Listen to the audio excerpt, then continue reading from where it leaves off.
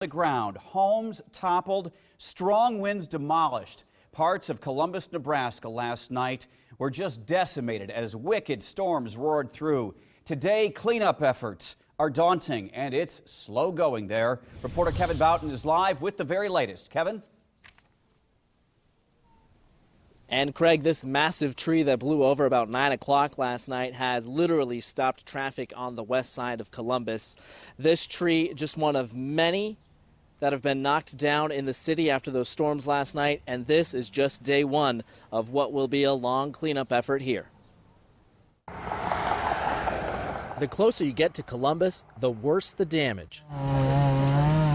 We started off with 2 chainsaws, now we got about 5. Devin Gilbert and his family worked in the heat to salvage what's left of their aunt's home. Glad my Aunt Peggy was in Kansas City at the time. This was the living room. Pretty thankful. Somebody was watching her upstairs. The south side of Columbus was hit hardest by the storm that charged through the city at about 9 o'clock. Kind of over about as quick as it started. It was so quick and violent. I mean, it wasn't a tornado, but it might as well have been. Most trees and limbs missed homes, but others fell right onto houses and cars. Only a chainsaw could clear the debris. Oh, it'll take a few more hours, a couple more hours for sure. So much to clean up for so many leads to this. A mile-long line to get into the local landfill. About an hour. At least that, if not longer. 54 minutes this time.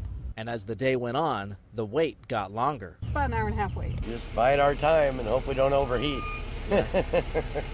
But for some, the task is too big to even start today.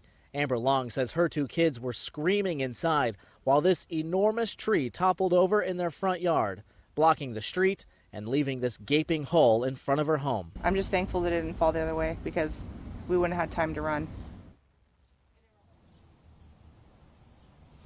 And this tree really is enormous, about 15 feet across in the roots, leaving a huge hole in the front yard. She tells me the city crews came out last night to try to clear this thing. They showed up with chainsaws, but they saw what was in the way, kind of scratched their heads for a while. Said they come back with bigger equipment, but have yet to show up today. In Columbus, Kevin Boughton, KMTV, Action 3 News. Just incredible images. To the east in Hooper, Nebraska, they took a pounding from the storms as well. Look at this. The steeple on St. Paul Lutheran Church tumbled in the wind last night. Stacy Smith sent us the photos. You can see the damage and destruction there. The cross on the church dented, but it is somewhat intact. And as we heard, it was a quick and violent storm. Meteorologist Jen